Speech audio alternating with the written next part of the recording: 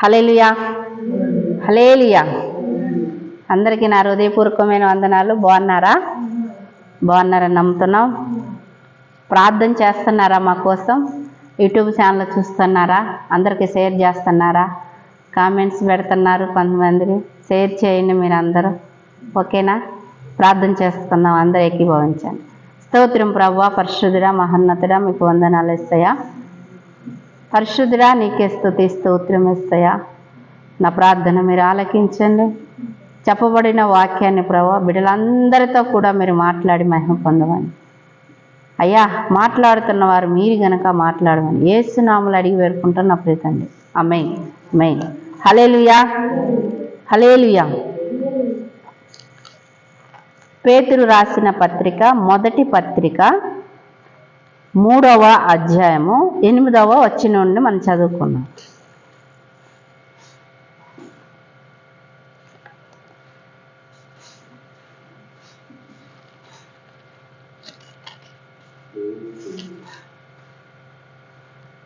చదవండి.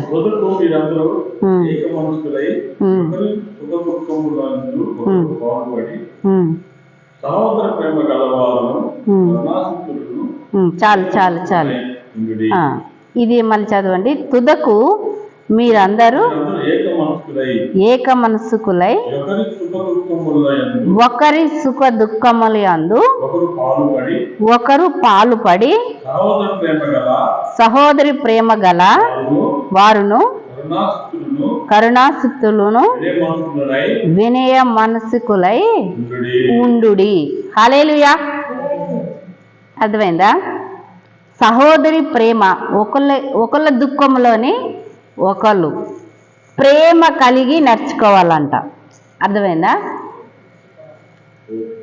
ఏక మనసుతోటి ఒకరికొకరు ఐక్యతగా కలిసి ఉండాలంట. ఇప్పుడు సంఘంలోనే మీరు అందరూ ఉన్నారు, శరీరాలు వేరు వేరు, అర్థమైందా? అవయవాలు వేరు వేరు, కానీ దేవుని రక్తంలో కడగబడిన అంక దేవుని సన్నిధికి వచ్చాక సంఘం అంటే ఏక శరీరం. అంటే ఒకరి దుఃఖంలోని ఒకరు పాలు పంచుకోవాలంట.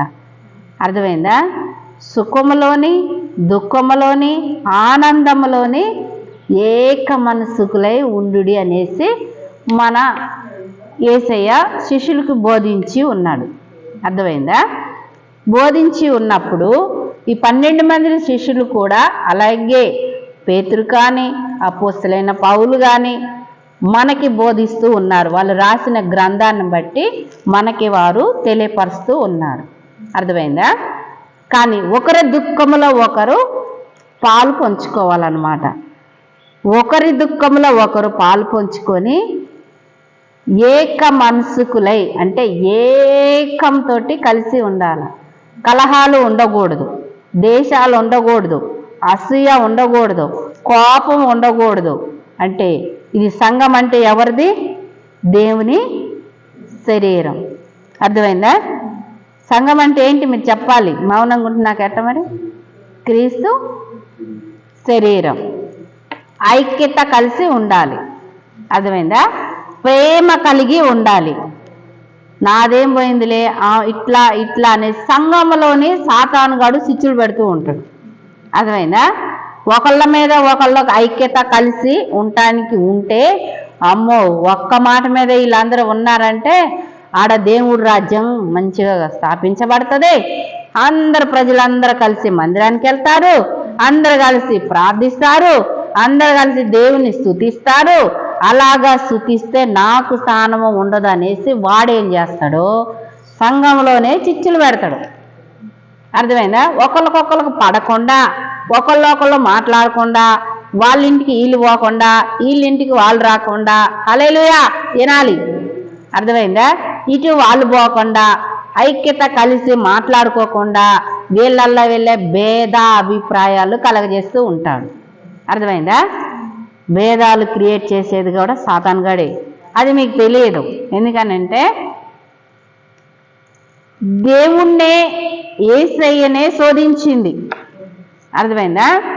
యేసయ్య ఆయన బాప్టిషన్ పొందుకున్న తర్వాత ఆయన ఉపవాసం 40 దినములు 40 రాత్రులు ఆయన చేసి ఉన్నప్పుడు సాతాను వచ్చి, నువ్వు దేవుని కుమారుడు అయితే నువ్వు ఆకాశం నుంచి పైన నుంచి కిందికి దూకు, నీ పాదాలకి రాయి తగలకుండా దూతలు వచ్చి నిన్ను పట్టుకుంటాయి.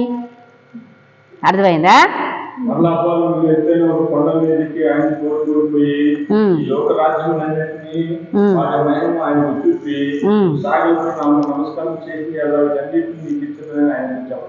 హల్లెలూయా. వీటన్నిటిని నీకు ఇస్తా. లోక రాజ్యములన్నీ కూడా చూపించింది, లోకాశలన్నీ చూపించింది. ఎవరికి? సజీవుడైన యేసయ్యకి. అర్థమైందా? ఆయన ఆత్మవశుడై ఉన్నాడు, ఆయన ప్రార్థన చేస్తూ ఉన్నాడు, ఆయన దుఃఖంలో ఉండి ఉన్నాడు, ఆయన దేవునితో అంటే ఆయన ఆత్మలోని ఆయన తండ్రికి జ్ఞాపన చేస్తూ ఉన్నాడు. అర్థమైంది?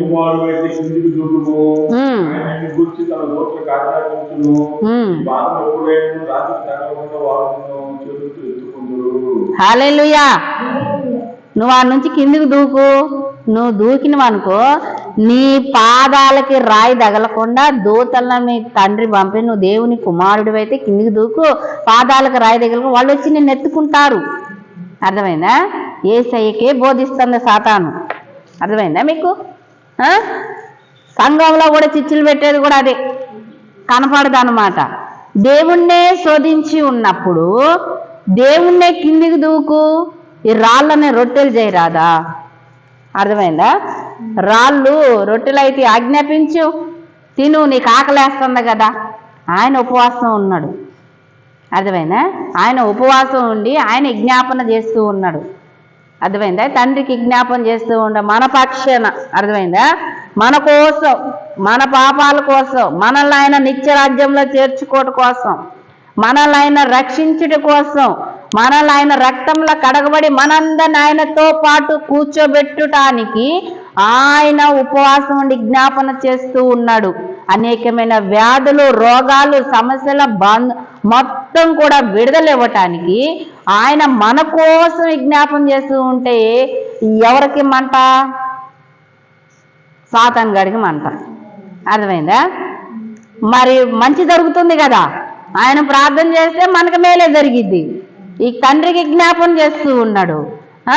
వచ్చి ఏం చేస్తుంది? నువ్వు దేవుని కుమారుడు అయితే ఇలాగుండు అంటుంది. అందుకే సంఘంలో ఐక్యత లేకుండా, సంఘంలో సమాధానం లేకుండా, సంఘంలోని అనేకమైన రకాలుగా ఈ భోజనాల కాడ కిరికిరి పెట్టిద్ది, ఊడ్చే కాడ కిరికిరి పెట్టిద్ది, ఇక క్రిస్మస్ వస్తుందంటే బట్టల దగ్గర కిరికిరి పెట్టిద్ది. అర్థమైందా? ఒకళ్ళ మధ్య ఒకళ్ళ కిరికిరి పుల్లలు పెట్టేది కూడా దుష్టుడే. అర్థమైందా? మెలకు కలిగి ప్రార్థన చేయమంటుండో యేసయ్య పట్టబడే, ఇంకా ఆ రాత్రి పట్టబడిపోతాడు. ఇంకొక 5 నిమిషాల్లో ఏమంటాడో తెలుసా? శోధనలో ప్రవేశకుండా మీరేం చేయాలంటే మెలకుగా ఉండి ప్రార్థన చేయడి అంటుండు. అర్థమైందా? మరి మన వాళ్ళందరూ మంచి ప్రార్థన చేస్తారా? హల్లెలూయా. అసలు ఏం లేదు, ఒక్కొక్కరు ఒక్కొక్క గంట 2 గంటలు అన్నం ఒక మెతుకు తినాలంటే మన వాళ్ళు 3 గంటలు ప్రార్థన చేస్తారా? హల్లెలూయా. ఒక్క ముద్దకే 3 గంటలు ప్రార్థన చేస్తారు. మీరందరూ దేవుని మిమ్మల్ని దీవించిన గాక. హల్లెలూయా, హల్లెలూయా. అంతేనా? ఒక్క ముద్ద నోట్లో పెట్టుకోవాలంటే 3 గంటలు ప్రార్థన చేస్తారా? అసలు మీరు ప్రార్థనలు, అందుకే మనకి ఐక్యత. దేవుడికి స్తోత్రం. హల్లెలూయా. అందరూ ఒక మాట మీదనే ఉంటున్నారు. మన సంఘాన్ని దేవుడు దీవించిన గాక. హల్లెలూయా. ఇది దేవుని సంఘం. అర్థమైందా? దేవుని సంఘం. అందుకే ఏమంటాడో శోధనలో ప్రవేశించకుండా మెలకుగా ఉండి ప్రార్థన చేయడి అంటున్నాడు. అర్థమంట? ఆడ యజమానుడు ప్రార్థన చేస్తున్నాడు, ఇక్కడ శిష్యులందరూ నిద్రపోయారు. ఆడ పాస్టర్ గారు పాస్టర్ అమ్మ నిద్రపోకుండా ప్రార్థన చేస్తారు, సంఘం అయితే ఆగి తిని నిద్రపోతారు. హల్లెలూయా. మళ్ళీ నిద్రపోయేది కాక రివర్స్ ఎటు వస్తారు? ఆడ ఎవరి మీద పోయారు? యేసయ్యని పట్టుకోవటానికే పోయారు, శిష్యుల మీద పోలే. అర్థమైందా? యేసయ్యని పట్టుకోవటానికే పోయారు. యేసయ్యని పట్టుకోవటానికి యేసయ్యనే పట్టుకున్నారు, శిష్యులను ఎవరిని అనలేదు. మళ్ళీ వీళ్ళు ఏం చేస్తారు? వీళ్ళు ప్రార్థన చేయక నిద్రపోయేది కాక తిరిగి ఎవరిని అంటారు? పాస్టర్ మొక్కలు ఫ్రీ దొరికారు. హల్లెలూయా. అర్థమైందా మీకు? ఎవరు దొరికారు? పాస్టర్ గారు పాస్టర్ మొక్కలే ఫ్రీ దొరికారు. మళ్ళీ వీళ్ళు ప్రార్థన చేయరు. మీరు ప్రార్థన చేయరని మళ్ళీ మీకు వాసన ఎక్కువ. ప్రార్థన పరులు మీరు. దేవుని స్తోత్రం. హల్లెలూయా. ఒక్కొక్కరు 3 గంటలు ప్రార్థన చేస్తారు ఒక ముద్దకి. అర్థమైందా? నేను నిజమే చెబుతున్నా, అబద్ధం చెబుతున్నా? ఈ రోజు నుంచి అన్న రోసాలు తెచ్చుకొని ప్రార్థన చేస్తారేమో. హల్లెలూయా. పాత సంవత్సరం గతించిపోతూ ఉంది. అర్థమైందా? 2025లోకి మనం అడుగు పెట్టిపోతూ ఉన్నాము. ఇది లాస్ట్ వారం కాబట్టి గతకాలం అంతా గడిచిపోయినది కాదు, పాతవి గతించిపోయినవి, సమస్తము క్రొత్తవావెను. అవి దేవుని వల్ల అవుతాయి. హల్లెలూయా. అది దేవుని వల్ల మాత్రమే అవుతాయి, ఆయన మాటల వల్ల మాత్రమే అవుతాయి. అర్థమైందా? ఆయన శిష్యులను గద్దిస్తూనే ఉన్నాడు, లేగండి, ఇంకేంది, ఎంతసేపు నిద్రపోతారు, సోమరులారా పడుకోమాకండి, లేగండి లేగండి అని అంటున్నారు అని ఆయన చెబుతూనే ఉన్నాడు. ఆయన చెబుతున్నా కానీ వీళ్ళు ఏం చేశారు, బాగా భారంగా కళ్ళు మందగిచ్చి వీళ్ళు నిద్రపోయారు. అర్థమైందా? వీళ్ళు నిద్రపోతూ ఉన్నప్పుడు ఆయన గద్దిస్తూనే ఉంటాడు. గద్దిస్తాడా? గద్దీడా? యజమానుడు కదా. సాతాను గాడు వస్తూ ఉంటాడు, దుష్టుడు పొంచి ఉన్నాడు, మీరు జాగ్రత్తగా ఉండండి, నన్ను పట్టుకొని పోతారు, మీ దగ్గరకు కూడా ఏ హాని రాకుండా ఉండాలి, ఏది రాకుండా ఉండాలి, మంచిగా జరగాలనేసి ఆయన ఏ ఉద్దేశంతో చెబుతూ ఉన్నాడో లేచి ప్రార్థన చేయండి సోదరులో ప్రవేశించకుండా అని. అర్థమైందా? అందుకే ఈరోజు నేటి సంఘానికి కూడా అదే చెప్తూ ఉన్నాం. గతకాలం గతించిపోతూనే ఉంది, రోజులు గడుస్తున్నాయి, వారాలు గడుస్తున్నాయి, సంవత్సరాలు గడుస్తున్నాయి, కానీ మనలో మార్పు రాకపోతే ఎలాగ చెప్పండి? మార్పు అనేది నీలో కావాలి కదా. సంగమా, జ్ఞాపకం చేసుకో, నీతోటే మాట్లాడుతూ ఉన్నాడు దేవుడు, అందరితో మాట్లాడుతున్నా. మార్పు కావాలి కదా. మార్పు రావాలి, నీలో అగ్ని మండాలి, మార్పు రావాలి, నీలో అగ్ని మండాలి, పరిశుద్ధాత్ముడు పరిశుద్ధాత్ముడు నిన్ను ఏలాలి, మార్పు రావాలి, నీలో అగ్ని మండాలి. మనందరిలో అగ్ని మండాలి. అర్థమైందా? మార్పు రావాలి, అగ్ని మండాలి. సహోదరుల ప్రేమ లేక ఈ రోజును ఎంతోమంది ఒకరికొకరికి గొడవలు వస్తూ ఉంటాయి. అర్థమైందా? మరొక్కసారి చదవండి.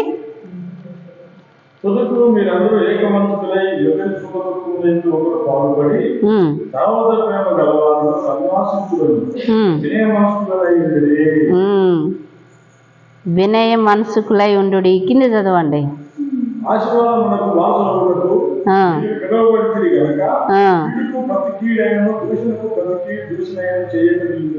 హల్లెలూయా.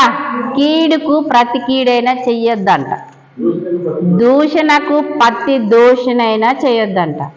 అర్థమైందా? వాడు నన్ను అలా చేశారు ఎలా చేశారని మీరు మళ్ళా రిటర్ను చెయ్యకూడదంట. అర్థమైందా? ఎవరన్నా ఏమన్నా అన్నారనుకో, ఫలానోళ్ళు నన్ను ఏమన్నారు, ఏదో అన్నారు కదా, ఏంటది, దాన్ని ఇన్ఫర్మేషన్ తీసుకొని తీసుకొని ఇంకా దానికి 4 కలిపి కీడికి ప్రతి కీడు చెయ్యవద్దు, దూషణకి ప్రతి దూషణ చెయ్యొద్దు, వాళ్ళని దీవించుడే కానీ శపించవద్దు. హల్లెలూయా. పేతురు రాసిన పత్రికలోనే 3వ అధ్యాయం, 1 పేతురు పత్రిక 3వ అధ్యాయము, అర్థమైందా, 8వ వచనం నుండి చదువుకుంటే ఈ మాటలన్నీ ఉన్నాయి. అర్థమైందా? నేనేం చెప్పట్లేదు, నేనేం కల్పించేసే కథలు కాదు, ఇది బైబిల్ గ్రంథంలో ఉన్నది మాత్రమే చెప్పటం బాధ్యత. అర్థమైందా? దూషణకి ప్రతి దూషణ చేయకూడదు, కీడుకి ప్రతి కీడు చేయకూడదు, దీవించుడే కానీ శపించవద్దు. యేసయ్య మాకు అదే నేర్పాడు. అర్థమైందా? ఎవరన్నా ఏమన్నా మాట మనసులం కాబట్టి అనుకోని బాధపడతామే కానీ వాళ్ళు ఎట్లా అవ్వాలి అట్లా అవ్వాలని ఎన్నడూ కూడా శపించినది లేదు. అర్థమైందా? దేవుడు భయం కలగాలి, నువ్వేంటో తెలుసుకోవాలి, ఇది మాత్రం ప్రార్థన చేస్తాం. హల్లెలూయా. నీ ప్రేమ ఏంటో తెలియాలి యేసయ్య, నువ్వేంటో తెలియాలి. అర్థమైందా? నీ కృప ఏంటో తెలియాలి, అసలు నువ్వేంటో, ఈ లోకానికి ఎందుకు వచ్చినావు, వీళ్ళందరూ రక్షించడానికి నీ ప్రణాళిక ఏంటి, నీ ఉద్దేశం ఏంటి, నీ చిత్తం ఏంటి, అసలు ఈ మానవుల పట్ల నీ ఆలోచన ఏంటి, మా అందరి పట్ల నీ ఆలోచన ఏంటి, అయ్యా నువ్వు నెరవేర్చు తండ్రి, నీ కార్యములు జరిగించు ప్రభువా అని ఈ ప్రార్థన మాత్రం చేస్తాను. హల్లెలూయా. అందుకే ఎవరు ఎన్నన్నా కానీ పట్టించుకోవద్దు.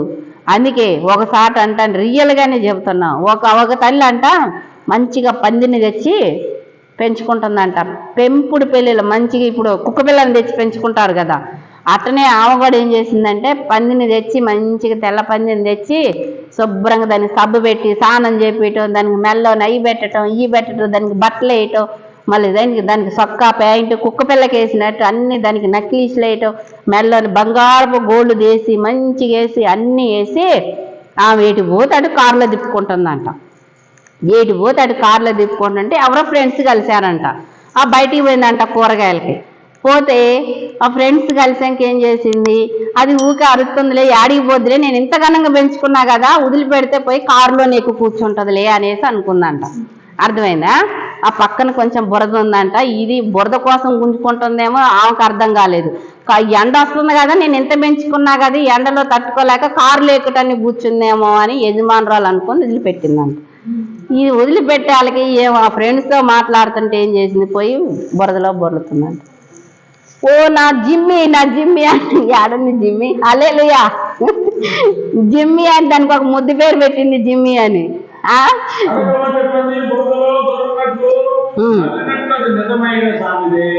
హల్లెలూయా. చదవండి ఒకసారి, చదవండి. చదవండి.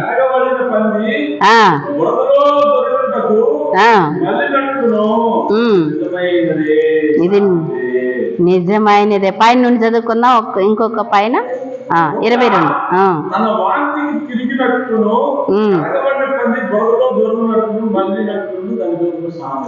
హల్లెలూయా. చూసారా, ఇది కూడా బైబిల్లోనే ఉంది. అర్థమైందా? బైబిల్ గ్రంథంలోనే ఉంది.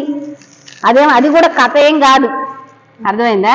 కడగబడిన పంది బురదలోకి ఎట్టబోయిందో ఆమె ఏం చేసింది, నా జిమ్మి అంటే ఏడుంది నీ జిమ్మి? దానికి నక్లీస్ పెట్టితివి, మంచి బట్టలు దానికి కాస్ట్లీ పెట్టి కొంటివి, అన్ని కొంటివి, మెల్ల నక్లీస్ ఎత్తివి, తాడు కడితివి, దాన్ని మోడలుగా తయారు చేస్తేవి. జిమ్మి లేదు, ఏమి లేదు. చూస్తే ఓ నిన్ను అనవసరంగా నేను వదిలిపెట్టాను, నేను పోయి బురదలోనే పడ్డాను, నాకు వద్దని వదిలిపెట్టిందంట. అర్థమైందా? ఇంకెక్కడ ఇష్టంగా దాన్ని పెంచుకుంది, దాన్ని ఎంతగా అది ఆ బెడ్ మీద పడుకుంటే బెడ్ మీద పడుకోబెట్టుకున్నది. తినే ఫుడ్ మొత్తం పెట్టింది. ఆయన జిమ్మి అడిగిపోయింది, బురదలోకి పోయింది. అర్థమైంది? ఇక్కడేముంది, కడగబడిన పంది మళ్ళీ బురదలోకే పోతుంది అన్నట్టు కుక్క తన వాంతికి తిరిగిద్దంట. కుక్క వాంతి చేసుకొని ఆ వాంతి తినటానికే తిరిగిద్దంట. అర్థమైందా? మన బతుకులు అలాగా ఉండవద్దని నేను కోరుతున్నాను. అర్థమైందా?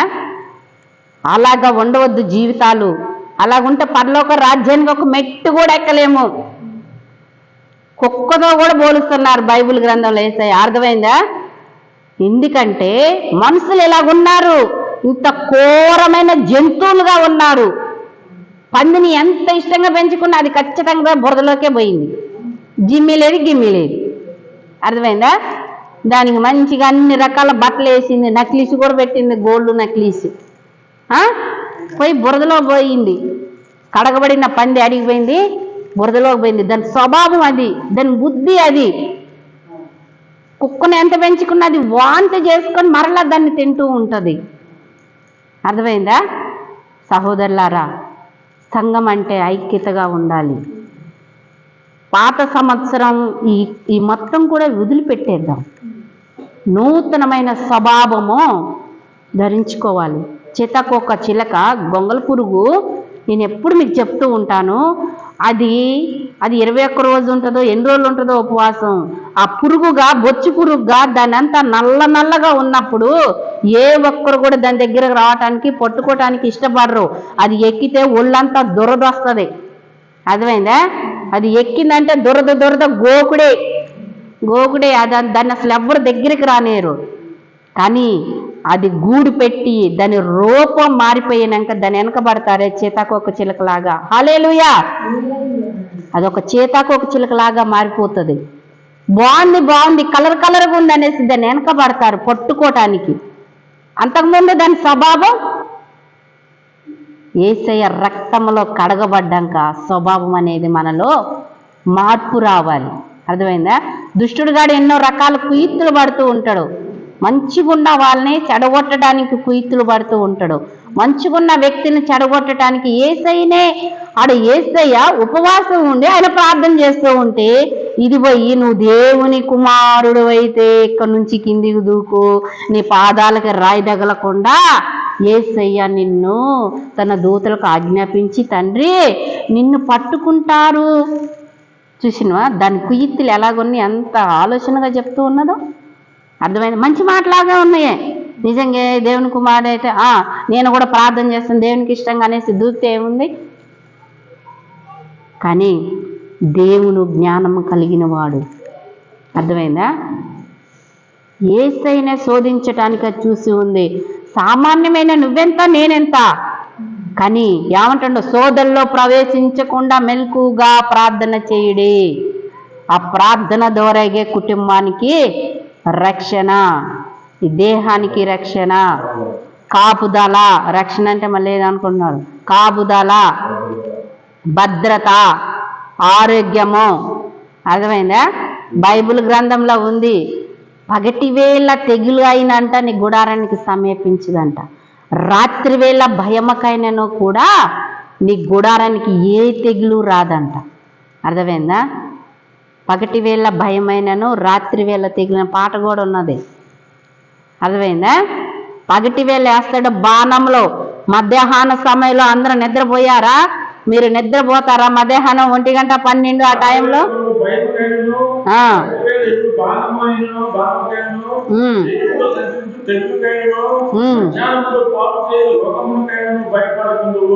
హల్లెలూయా. అర్థమైందా? ఏ తెగులు నీ గుడారానికి రాకుండా ఉండాలంటే ప్రార్థన చేయమంటాడు. ప్రార్థన ద్వారా సహోదరుల ఐక్యత, ప్రార్థన ద్వారా కుటుంబాలకు రక్షణ, ప్రార్థన ద్వారాగే ఆశీర్వాదము. వాడు ఎక్కడ చూసినా కిరికిరి పెట్టడానికే చూస్తూ ఉంటాడు. నేను ఆ టైంలోనే పని అయిపోయిందిగా, ఏముంది ఇంకా ఈ టైం 12 అయింది, 1 గంట అయింది, ఆ కాసేపు కునుకు తీద్దాం అనుకుంటాం. కునుకు దియ్య రాగులన్నీ లెగ్గాని ఏంది ఒళ్ళంతా పులపుల్లాడుతుంది. మళ్ళీ ఇదొకటి, మళ్ళీ ఒళ్ళంతా పులపుల్లాడుతుంది ఏంది, అదొకలాగా ఉంది ఏంది. నువ్వు ప్రార్థన ఎప్పుడు చేసినా వాడు వచ్చే టయానికి నువ్వు నిద్రపోతుంది. బైబిల్లో ఏమనుంది? మధ్యాహ్నం సంచరించే తెగులుకైనాను. అంతేనా? ఇంకేమన్నా ఉందా?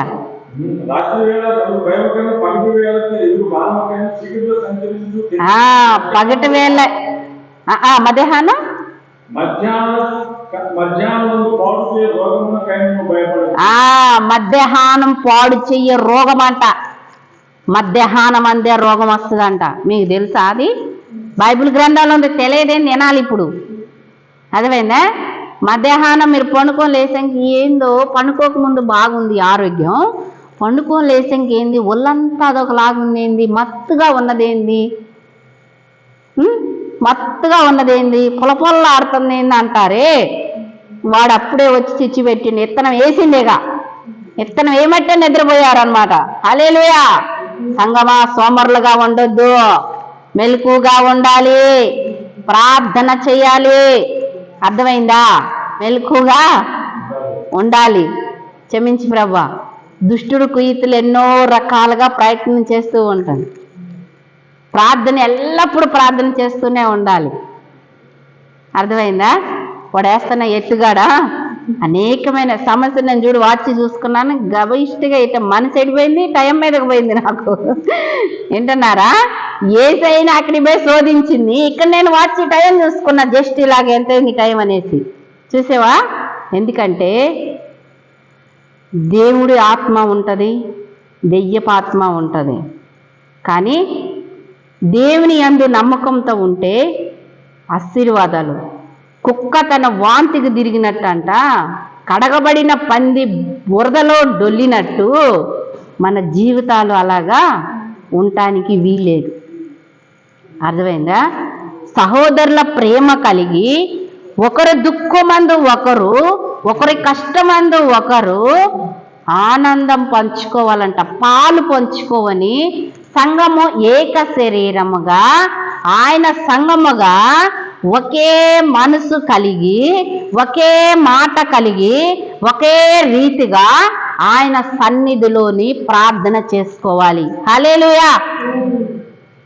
నీ ఇంటి పేరు అది, నా ఇంటి పేరు ఇది, నీ కులం అది, నా కులం అది, నీ మతం ఇది, నా మతం ఇది, ఏదా అలాంటివన్నీ యేసయ్య రక్తంలో ఏవి లేవు. అర్థమైందా? యేసయ్య రక్తంలో ఏక శరీరమే. ఆయన కుల భేదాలు తేడా చూడలేదు. అర్థమైందా? ఆయన రక్తంలోని కడుక్కున్నాడు. ఆయన విలువైన రక్తం ఇచ్చి కొనుక్కున్నాడు.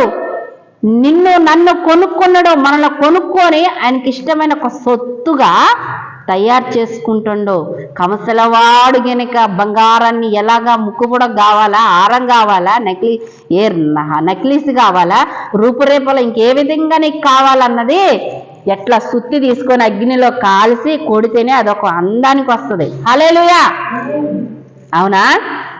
ఒక వస్తువు కావాలంటే ఒక ముద్ద తీసుకుపోయి కంసలవాడికి ఇస్తే వాడు ఏం చేస్తాడంటే దాన్ని కొట్టి కొట్టి కొట్టి దాన్ని మంచిగా కాల్చి కాల్చి కాల్చి కాల్చి ఎంతో కష్టపడితేనే ఒక హారం తయారవుతుంది. మరి నిన్ను కొడితే నీకు నొప్పాయ. ఒక మాట అంటే అమ్మో నన్ను ఇంత మాట అన్నారు, నేను ఆ మందిరానికే రాను, నాకు ఈ ఊళ్ళో మందిరాలు లేవా, ఈ ప్రాంతంలో చర్చిలు లేవా, నన్ను ఇంత మాట అన్నాడు పాస్టర్ గారు, ఇంత మాట అన్నాడు అని నీకు దెబ్బ తగిలితే సురుకు వస్తేనే నువ్వు తట్టుకోలేవాయా. అలాగే అమ్మో నాకు సురుకు తగులుతుంది, నేను తయారవ్వను అని అది కూర్చుంటే అవుతుందా? రెడీ అవుతుందా? హారం అవుతుందా? మీరు చెప్పండి. దానికి నోరు వచ్చింది అనుకో, గాడిద గనక నోరు వచ్చినట్టు ఆ బిలాం అక్కడ చేసేదానికి ఆయన వ్యతిరేకంగా పోతూ ఉన్నప్పుడు దానికి నోరు ఇస్తాడు దేవుడు. అర్థమైందా? నోరు ఇచ్చి పలికిస్తాడు. ఎందుకంటే ఎదురంగా దేవదూతలు గాడిదకి గానొస్తున్నారు. ఒక గాడిదకి దేవుని స్వరూపం ఒక దేవదూతలు అక్కడ కనిపిస్తూ ఉన్నప్పుడు గాడిద ముందుకెళ్ళలేకపోతూ ఉన్నది. అర్థమైందా? ఎందుకంటే ఆ మనోనేత్రాలు అనేది దేవుడు గాడిదకి తెరిచిండు. తెరవటమే కాదు, గాడిదకి నోరు కూడా ఇచ్చిండు. హల్లెలూయా. ఎందుకంటే అతను మాట వినట్లేదు, యజమానుడు మాట వినట్లేదు. ముందుకు పోతే నిన్ను నీ యజమాని చంపుతా అంటుంది దేవదూత. ముందుకు పోతే నిన్ను నీ యజమాని చంపుతా అంటుంది. నీ యజమాను బతకాలంటే నువ్వు ముందుకు అడిగేయొద్దు అంటుంది. ఈ గుర్రం మీద, ఈ గాడిద మీద కూర్చొని యజమానుడు ఏం చేస్తాడు? పేళ్ళని బీగుతూ ఉన్నాడు. ఎంతసేపు నువ్వు కదలవే నుంచి అనేసి. అర్థమైందా?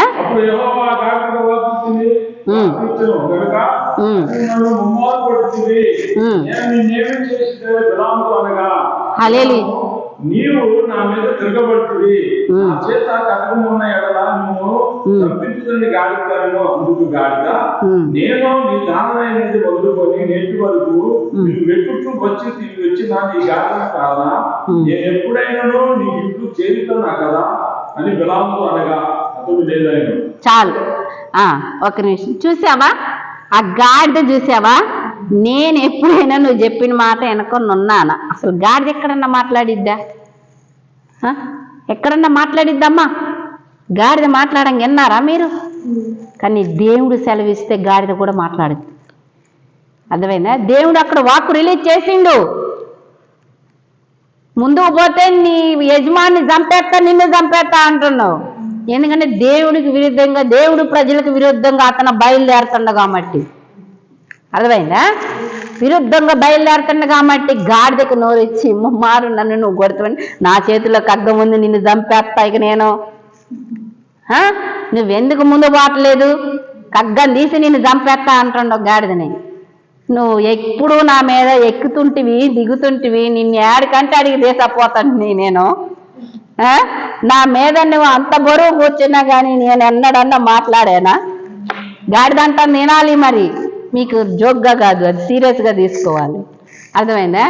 నా మీద ఎక్కి కూర్చున్నప్పుడు నిన్ను తీసపోతుని, నువ్వు ఏడికంటే ఆడికి నేను నిన్ను తీసుకొని పోతిని. నువ్వు ఎక్కిన నీ గాడిదని నేను గానా? నేను ఎప్పుడైనా నీ మాటకి ఎదురు తిరిగానా? గాడిదంతా తినాలి. చెప్పు. నేను ఎప్పుడన్నా ఇలా చేశానా? నీవు ఎక్కినప్పుడు నేను మేలకుండా ఉన్నాను కదా, ఇప్పుడు ఇలాగా చేస్తున్నానంటే ఆడ దేవుడు నాకు మనోనేత్రాలు తెరిచాడు. అర్థమైందా?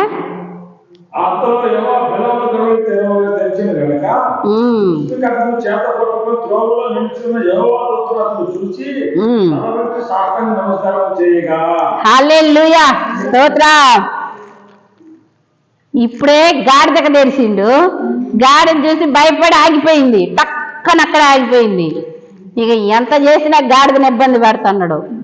గాడిదని ఇబ్బంది పెడుతుంటే యేసయ్య ఏం చేసిండు? ఓరి మానవుడా, నువ్వు వినేటట్లేవేరా, నేను గాడిద కళ్ళు తెరిచినా కానీ అదన్నా నా మాట వింటుంది, కానీ నువ్వు అస్సలకి నరుడు వినేటట్లేవు, నీ కళ్ళే నేను తెరుస్తాగనేసి ఇట్లా అన్నాడు యేసయ్య. అనేలకి అతనికి ముందు దేవదూతల మహాసైన్యము ఖడ్గాలు, దేవదూత అక్క నిలబడింది. ఆయన చూసి భయపడి సాగిలపడి నమస్కారం చేసింది. అప్పుడు దాకా ఈయన మనవుడికి కళ్ళు మామూలు కళ్ళే ఉన్నాయి. అర్థమైందా?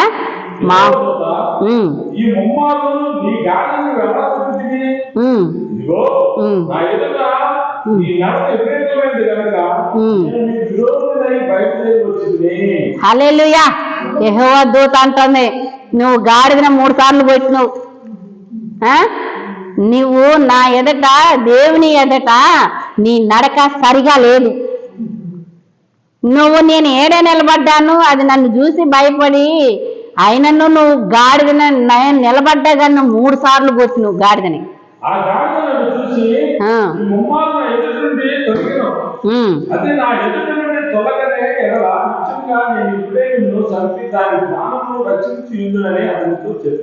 హల్లెలూయా. దేవదూత ఏమంటుందో తెలుసా? ఒకవేళ అది నా మాట అనుకుంటా తొలగింది అనుకో, ముందుకు అడిగేసింది అనుకో, నిన్ను చంపేస్తే గాడిదని మాత్రం రక్షిస్తా నేను. ఏంటన్నా? ఎందుకంటే గాడిదకి భయం ఉంది, దేవదూత ఉందని గాడిద చూసింది. మరి యజమానులు కొడుతుండే 3 సార్లు కొట్టిండట గాడిదని. 3 సార్లు సురుగు తగిలేళ్ళకి దానికి నోరిచ్చింది. నోరిచ్చి మాట్లాడినా కానీ ఎనడాయా అసలుకి. అందుకే దేవుడు చెప్పిన మాట వినాలి. కొన్ని మనోనేత్రాలు ఉంటాయి, గుడ్డు తలం గలగజేస్తుంటాయి. అర్థమైందా? ప్రార్థన చేస్తే ఆ ప్రత్యక్షత వేరే ఉంటుంది. అర్థమైందా? ప్రార్థనలో ప్రత్యక్షత వేరే ఉంటుంది, ఆత్మ నడిపింపు వేరే ఉంటుంది.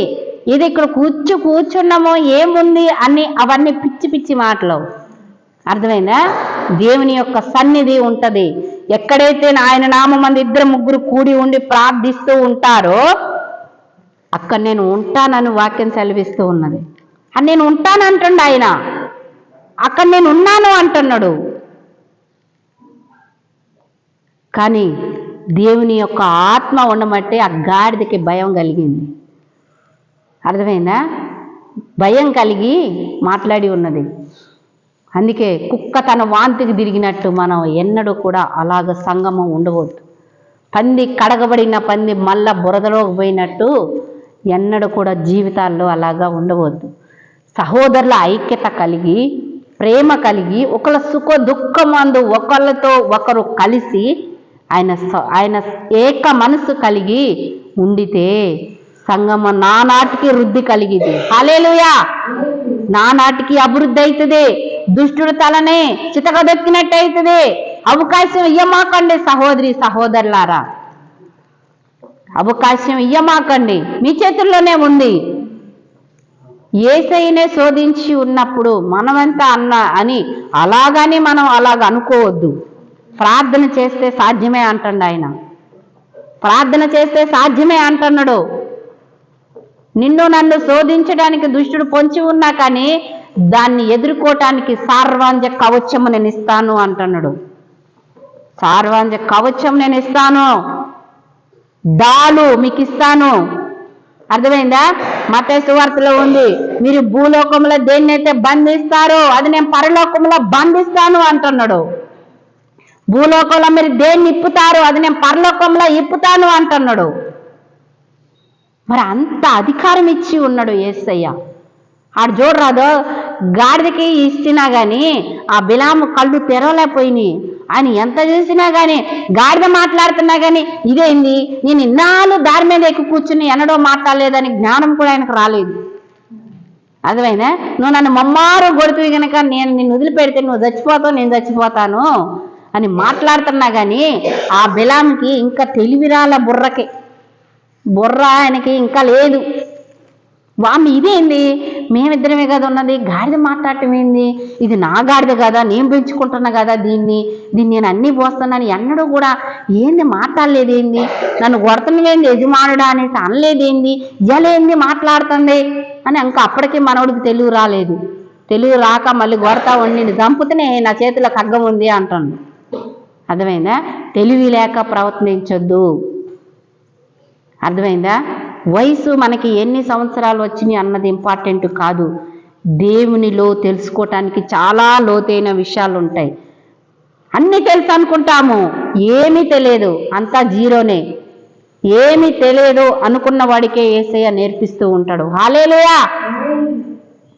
నాకంతా తెలుసని లోక సంబంధమైన మాటలో, లోకంలో ఉన్న కథలో, లోకంలో ఉన్న మాటలో, లోకం రీతిగా నడిచిన పోకడో అవన్నీ నడిస్తే దేవుడి నీతిని మనం నెరవేర్చలేము, ఆయన నీతిని అనుసరించలేము, ఆయన కట్టడలో మనం పాటించలేము. సహోదరి సహోదరులారా, పాతవి గతించిపోయినవి సమస్తం క్రొత్తవైతున్నాయి.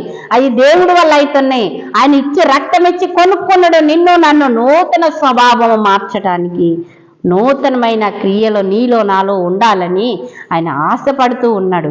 నన్ను గాదిలే పక్కన వాళ్ళకి, నన్ను గాదిలే వేరే వాళ్ళకి, నన్ను గాదిలే ఇంకొకరికి, నన్ను గాదిలే ఆ అమ్మకి, నన్ను గాదిలే ఈ అమ్మకి అనుకోవటానికి వీల్లేదు. ఇది నీతోటే మాట్లాడుతున్నాడు దేవుడు. నేనైతే లెక్క ఏంది, ఎవరైనా ఒకటే. అర్థమైందా? ఆయన సజీవుడు, మన నరులో మన నిమిత్త మాత్రము, ఆయన ఇచ్చిన ఆయుసుతో మాత్రమే బ్రతకగలుగుతున్నాము. ఎవరైనా ఒకటే, నాకు మీకు మనందరికీ ఒకటే. కానీ దేవుని ఎదుట నమ్మకంగా నిలబడాలి. కాబట్టి సహోదరులారా, దేవునికి ఇష్టంగా ఐక్యతతో కలిసి, ఏక మనసు కలిసి ప్రార్థన చేయండి. ప్రార్థన ద్వారాగే సాధ్యము. సినిమాలు సీరియల్ ఏది కూడా పరలోక రాజ్యానికి రావాయి. అర్థమైందా? సినిమాలు సీరియల్ చూస్తే ఏది కూడా రాదు. ఇక్కడున్న కోసేపు శరీరాన్ని మనసుని సంతోష పెట్టడమే. అది ఏంది, లోక ఆశల వైపు తీసుకెళ్ళి సంతోష పెడుతూ ఉంటుంది. తినము నా ప్రాణమా, తినము తాగము సుఖించుము. అర్థమైనా? ఇంకా సామెతల గ్రంథంలో ఉంది, ఎంతసేపు నువ్వు పడుకుందావు, నన్ను ఎప్పుడు ఓ పాస్టర్ గారు అంటాడు, ఎంతసేపు పడుకుందావు, ఎంతసేపు చేతులు మడుచుకుందావు, ఓ సోమరి లెగు, దరిద్రత నీ మీదకు వస్తూ ఉన్నది, లెగు. అర్థమైందా? ఓ సోమరి దోపుడిగాడు వచ్చినట్టు వస్తూ ఉన్నది, లెగు, నీ ఇల్లుని సరి చేసుకో, నువ్వు సురుకుగా ఉండు అని వాక్యం సెలవిస్తూ ఉన్నది. అర్థమైందా? మన జీవితంలో ఆత్మకి రక్షణ కావాలి. ఆత్మకు రక్షణ కావాలంటే నువ్వు శరీరాన్ని నువ్వు కంట్రోల్లో పెట్టాలి, నువ్వు దేవునికి లోబడాలి, దేవుడి మాట వినాలి. పాస్టర్ నన్నేదో అన్నాడు అంట కదా, పాస్టర్ ఏదో అన్నాడు అంట కదా, కుజ్బీనాయి ఇవన్నీ కూడా. అదేనా? ఇవన్నీ కుజ్బీనాయి, ఇవన్నీ కూడా ఏది లెక్కకు రాదు. అర్థమైనా? అసలు అవన్నీ కాదు, దేవుడి మాట వినాలి. ఆ కంసలవాడి చేతిలోనే ముద్ద పోయినప్పుడు దాన్ని కొట్టండి, కాల్చండి, అది రూపురేఖం ఎలాగొచ్చి నువ్వు అందమైన అలంకారంగా వేసుకుంటూ ఉన్నప్పుడు ఒక ముక్కుపొడికైనా ఒక చెవులు దిద్దేనా అది అలాగా వచ్చి ఉన్నదంటే దాన్ని కొట్టబడి బాగా సుత్తితో కొట్టబడి ఉండబట్టే అది అమ్మో నాకు నొప్పి తగులుతుంది నేను అందంగా తయారవ్వను అంటే అది అలంకారంగా అవ్వదు. అర్థమైందా? దేవుడి మాటలు కూడా సుత్తి వలె ఉంటాయి. ఆయన మాటలు కూడా అగ్నిలో ఉన్న అట్టే ఉంటుంది. ఆ మాటలకి లోబడితే ఫస్ట్ కష్టంగానే ఉంటుంది, తర్వాత ఆ మాటకి లోబడ్డప్పుడు ఎంతో మధురంగా ఉంటాయి. హల్లెలూయా! ఫస్ట్ పాటించాలంటే కష్టంగానే ఉంటుంది. ఇరుకైన మార్గం అంట దేవుని రాజ్యానికి తీసుకెళ్తుందంట, విశాలమైన మార్గం అంట నాశనానికి తీసుకెళ్తుందంట. దాంట్లో అన్ని రకాలు ఉంటూ ఉంటాయి, ఎంజాయ్ ఉంటుంది, అన్నీ ఉంటాయి, ఆనందం ఉంటుంది, సంతోషం ఉంటుంది. అర్థమైందే? నా అందరు వస్తారు, నీకు అవసరమైనప్పుడు ఎవడు రాడు. అర్థమైనా? నువ్వు ఆడిపోయి కూర్చుంటూ ఏడిపోయి కూర్చుంటూ ఆ ముచ్చట్లు ఈ ముచ్చట్లు టైం వేస్ట్. నీకేదైనా బాగలేనప్పుడు నీ దగ్గరికి ఎవరు రారు. అది విశాలమైన మార్గం.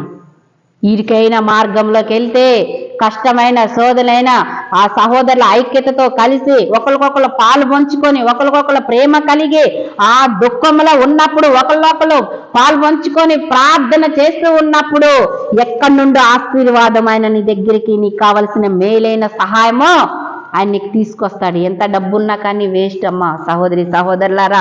ఎంత ధనమున్నా ఏమున్నా కానీ అవేవి కూడా అవసరానికి అక్కరగా రావు. వస్తాయా? అవసరానికి అక్కరగా రావు. డబ్బులున్నా కానీ సహాయం చేసే వ్యక్తి కావాలి. సహాయం చేసే వ్యక్తి కావాలి. అర్థమైందా? ఆ సహాయం చేసే వ్యక్తి నజరేయుడైన యేసయ్య ఒక వ్యక్తిని, దూతను పంపిస్తూ ఉంటాడు.